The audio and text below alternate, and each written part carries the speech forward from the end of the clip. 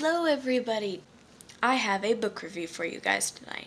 The book review that I have for you today is Throne of Glass by Sarah J. Maas. So the story for this book is that there is a girl who is an assassin. She is, of course, the greatest female assassin in this world, but she got caught.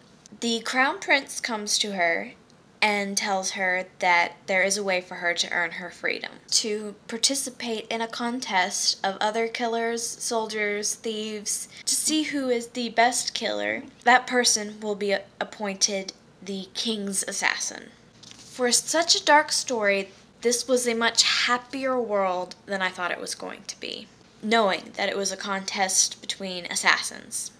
And some of the story had some darker elements. There were some pretty gory deaths in this book, but none of them were caused by the main character. And they were still told in a kind of bright and cheery voice, so that while I felt sympathy for the bad things happening, even though they were happening to bad people, and when bad things happened to good people, I still felt that kind of sympathy, but it didn't impact as hard as it could have if the voice was not so pretty.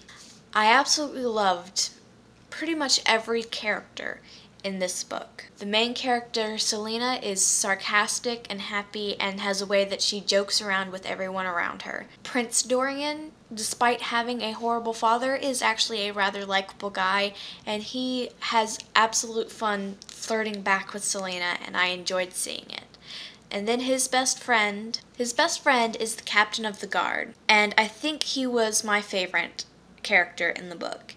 He was much more reserved because he's been put in a job that he had to earn to get there, and he earned it at such a young age. He's only 22, so he acts more mature than anyone around him, and I enjoyed that he was bringing a more adult kind of voice into this book.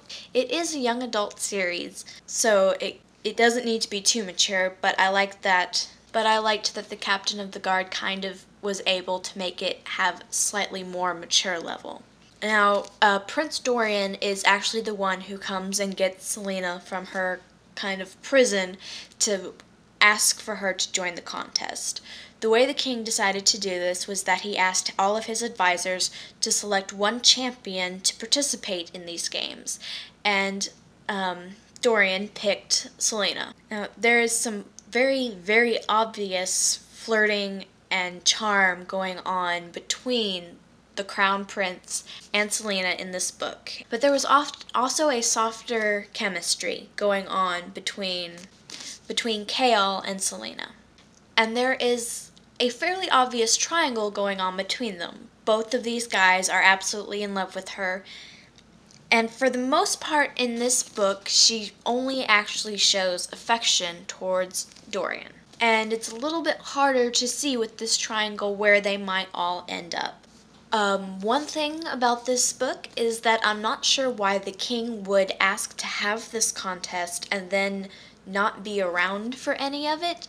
He has his reasons. It's probably part of the longer plot line, and I'm curious to see what the king is up to, because he is not by any means a benevolent king. The way that this book had been explained to me on YouTube before I bought it made me think that it was all just going to be a contest between these great killers and seeing which one was the best. While there was the contest, more than half, I would say, of the actual events during this contest were completely cut out of the book. I would have thought that would have been a good enough storyline to go through by itself.